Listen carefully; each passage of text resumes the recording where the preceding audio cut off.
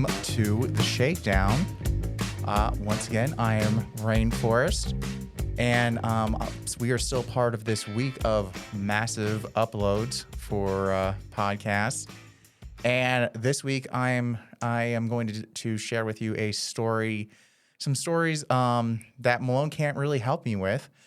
And I wanted to talk about some stories from my life from the Trusty Camp, which unfortunately Malone was not eligible for, and that was where I spent my last year and a half ish, before I had to go to my parole program, which parole programs might be another good topic coming up. So anyway, let's talk about trustee camps. What are trustee camps? We talked about them a little bit in a previous episode, but we'll go more into detail about those. So basically, in Texas prisons, there's no such thing as a minimum security unit. There's medium security and there's maximum security. And then on those units, there are what are called trustee camps. Trustee camps are usually on the prison grounds somewhere, but they're outside of the fence around the prison. And generally, those trustee camps are not themselves fenced. So and the reason they're not fenced is because trustees generally do jobs around the prison. So they want to give trustees a little freer movement so they can go do their jobs.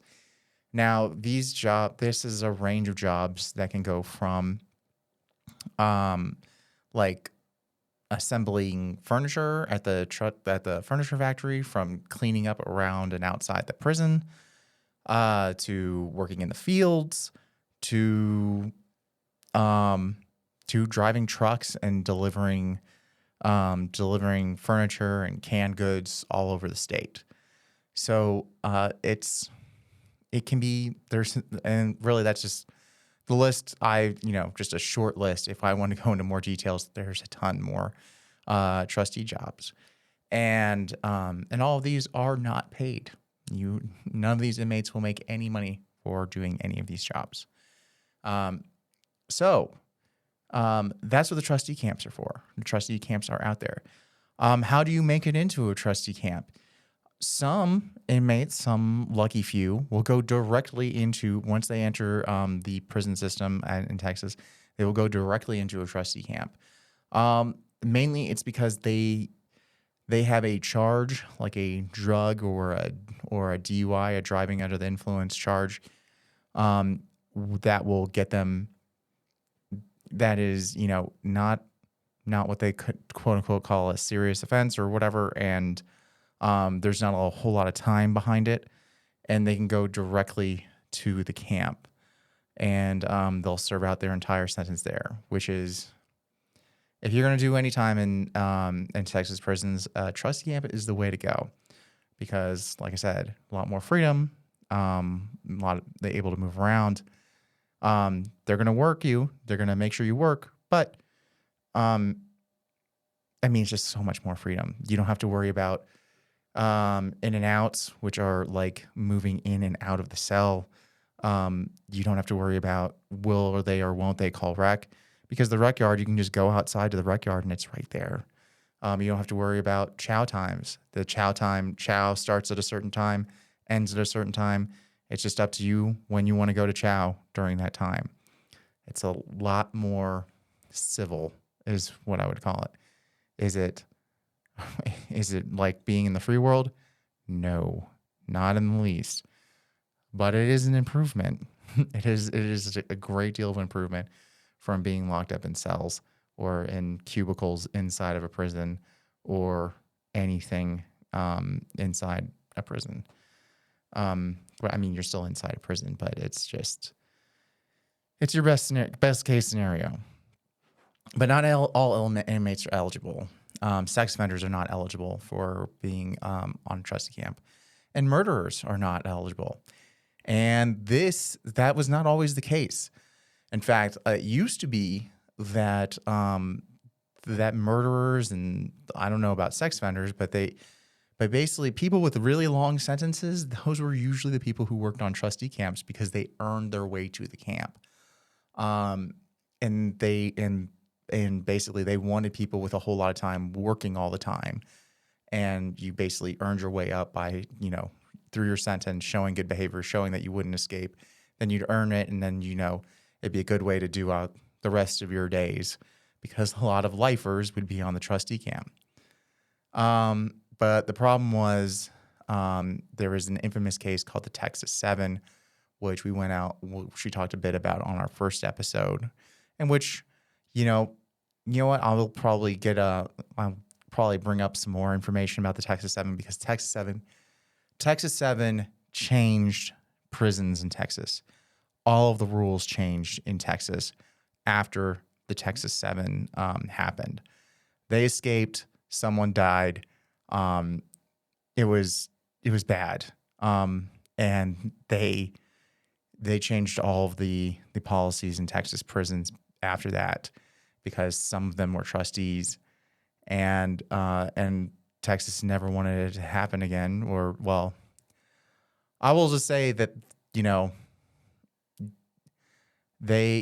Texas responded in the way that Texas was going to respond to any sort of problem.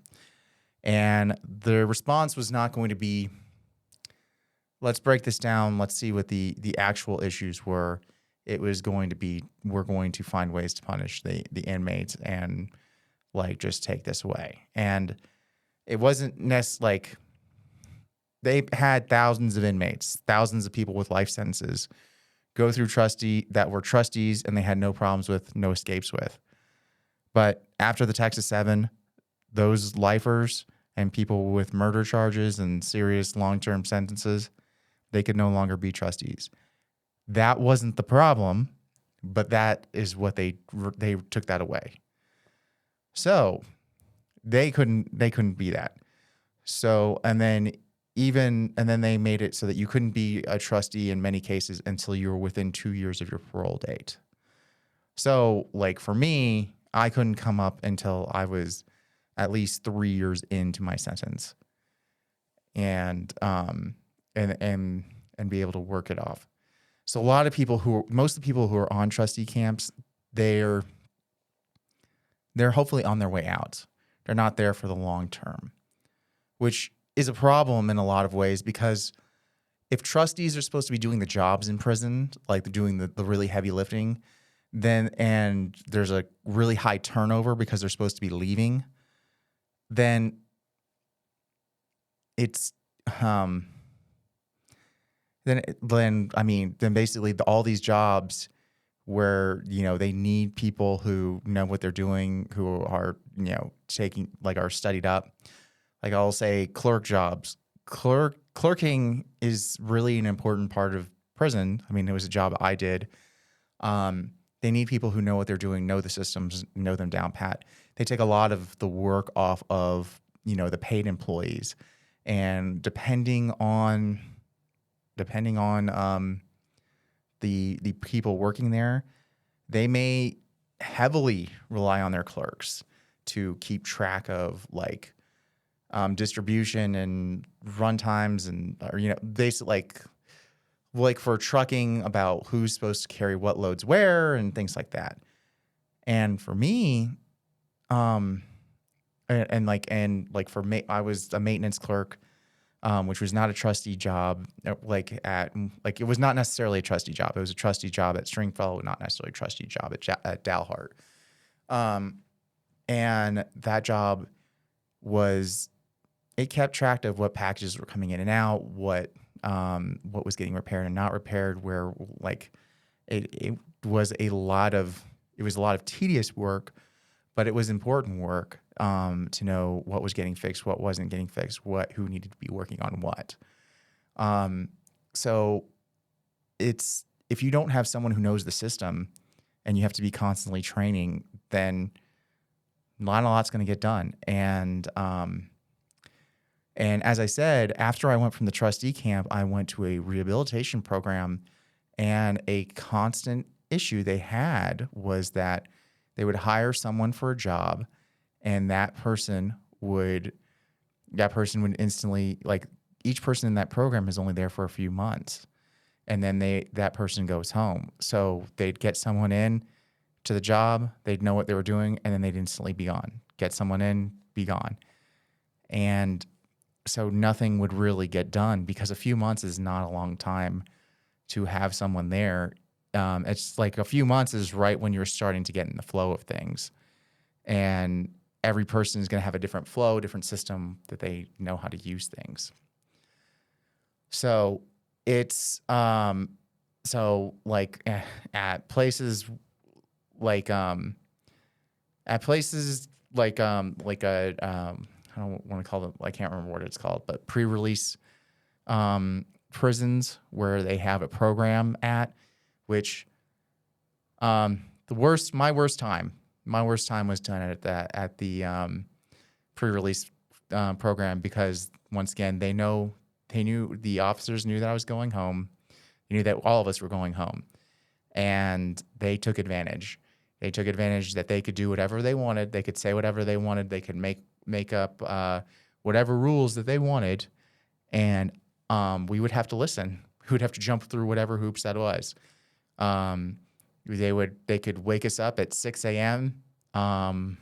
Even though like it was a weekend or it was a non-program day or it was in the middle of a pandemic, and maybe we should, they should find maybe we shouldn't have 64 people in a 30 by 30 foot space.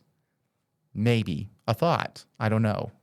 You guys are welcome to debate that one too. So like these are like, anyway, got sidetracked on that one from the point, but, like I said, there's jobs, there's a high turnover.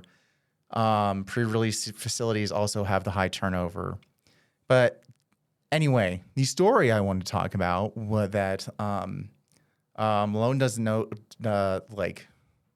Malone didn't have to deal with was, one thing is that when you're close to going home, and this Malone did experience, and we've all experienced in prison, is that when people are getting close to leaving, tensions get super high.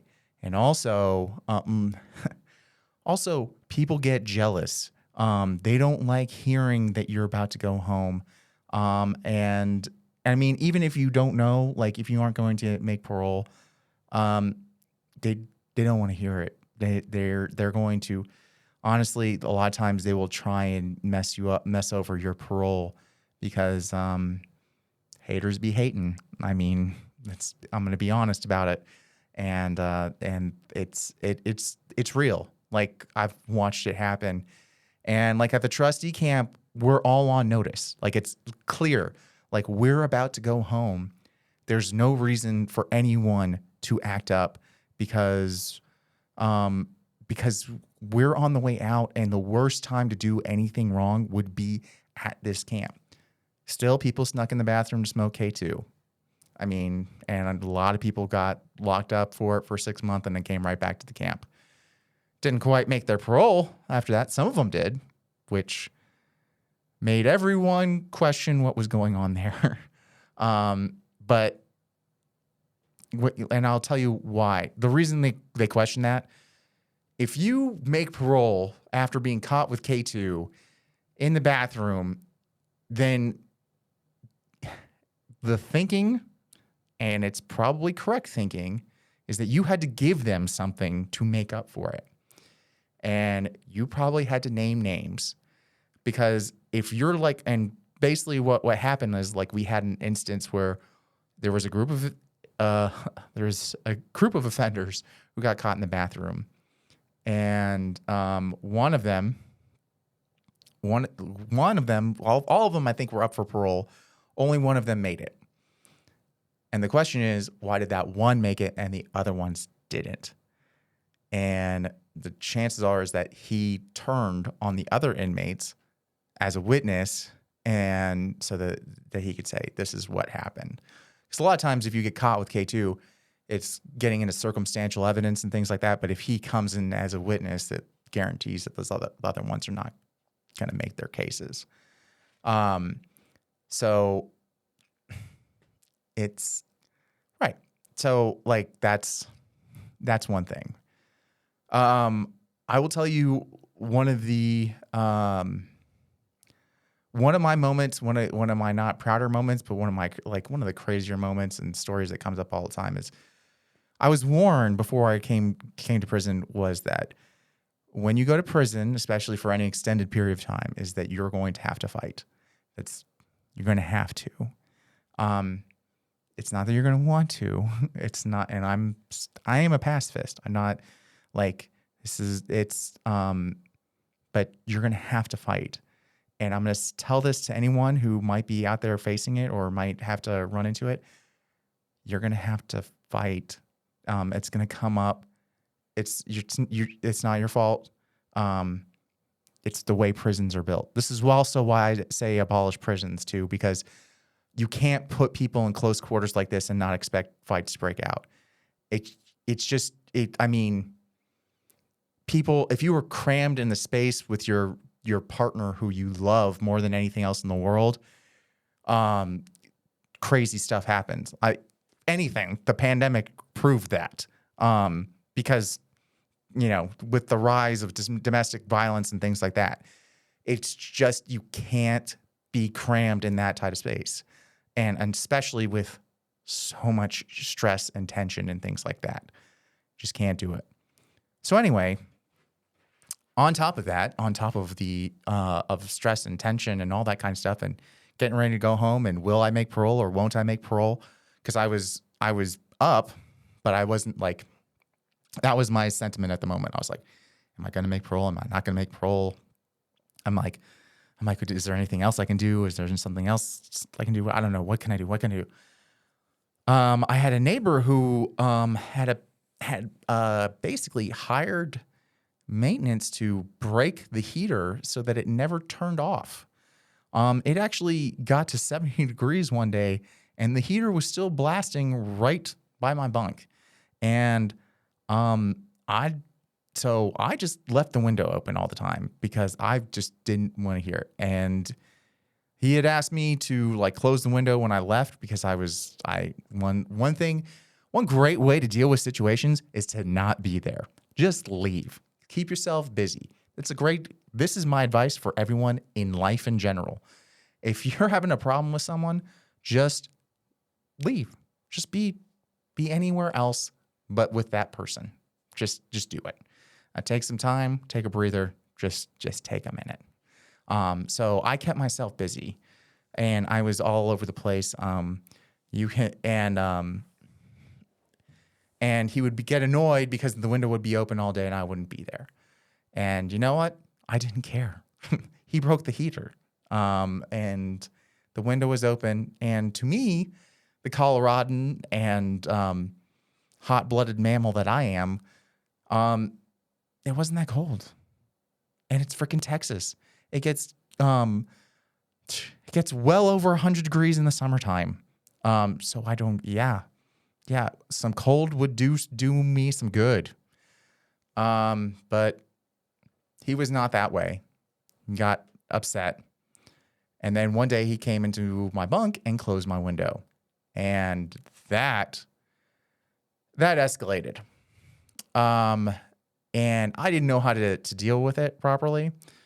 And basically, I actually ended up waking up everyone at like 4:00 in the morning after he did it.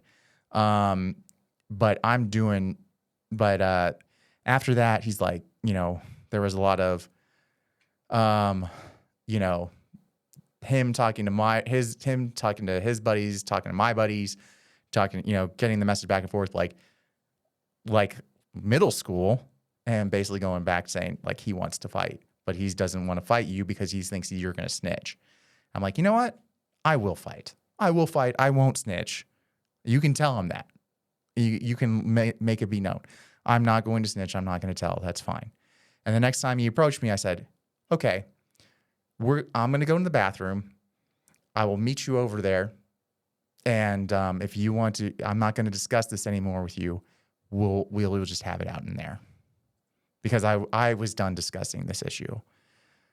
Everyone listening, outside of prison, never resolve things this way.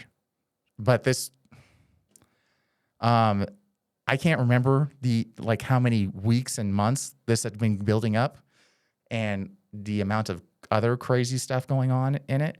But yeah, don't ever resolve things like this. I'm just telling you what happened, where it ended up. So I took off my shirt, went into the bathroom, and my plan was, honestly, I was going to do what I did in varsity wrestling, which is as soon as he got close, I was going to grab his arm, fireman's carry him, and throw him in the garbage can. Figured that wouldn't do too much damage. Anyway, what ended up happening is he came in, he starts putting on gloves, like workout gloves, which were like contraband, like workout gloves, which are like brand new, like free world workout gloves, and then starts pulling stuff out of his pockets, including pencils, which should not have any of those. And then I got scared because his buddies started showing up. And then I was worried because that meant I was about to get my ass handed to me. And but when I realized what his buddies were there for, his buddies came to say, hey, what's going on? What's up here? And they came to break it up. And I was like, I should have known. And he's like, look, you guys can talk it out. I'm like, look, I'm not talking about this anymore. I'm done. Let's do it. Let's be done with this. It's over. Game off. And he's like, okay, I hear you. I'm like, so you're not coming into my bunk anymore, period, right? That window, you just leave that window alone. He's like, yeah, I got you. All right, great. Walk back to my bunk. 5 minutes later, hey, can you put that window? Nope. Right back to the bathroom. Right back. And then he comes back and he's like, look, I'm sorry, I won't bring it up. And that was the end of it. So I bring all of that up. The whole point of this story, the whole point of the crazy story and the Trusty Camp is because this would that was problem resolution in prison. I had, like I said, for weeks and months or however long, I had been talking to this guy and like, look, I will try and remember to lower the window. I will try and try to work with him. I tried. And he did sneaky things like breaking the heater so that it wouldn't turn off. And I called him out on it and he didn't want to hear it. And that was what I was dealing with. And that's sometimes what that was. There's a lot of moments in prison where you feel super cornered and feel helpless. It is the worst feeling in the world to feel helpless. And I will tell you, you learn defense strategies when you feel helpless. Mine is not pretty. I can act out in some pretty scary ways. And it's not useful. It got the job done in prison, but you can't do it out in the free world. And the point of this podcast and the point of why I tell these stories is because the way that problem got resolved, like I said, the problem got resolved by me telling him, I'm going to kick your ass. And let's resolve this by taking this to the back room. That got resolved that way because of prison logic. But you cannot take that outside. If you are in a business and you go, let's go take this outside and let's resolve it this way, you will go back to prison. That's how that story ends. And that's the thing that we're teaching. That's the thing that's why most people who, after they've gone in once, they're most likely to go in again. That on top of crazy conditions when they get out that are beyond what most average people have to deal with. So anyway, that is my story for today. If you want to hear any other stories or have any other suggestions, which we got one and we are working on it, Vince, we're working on it. We've got 2 episodes planned for you, and we'll be this afternoon. We'll probably be recording that one. So stay tuned. Anyway, thank you guys so much for tuning in. We love shout outs and everything in the comments and questions. And I'll talk to you again soon. Bye. The Shakedown was produced at Longmont Public Media. And our theme song, Shakedown, is brought to you by Envato Elements. If you want any Shakedown merchandise, or you want to support the show, you can go to waywordpress.com. That's WAYWORD press.com.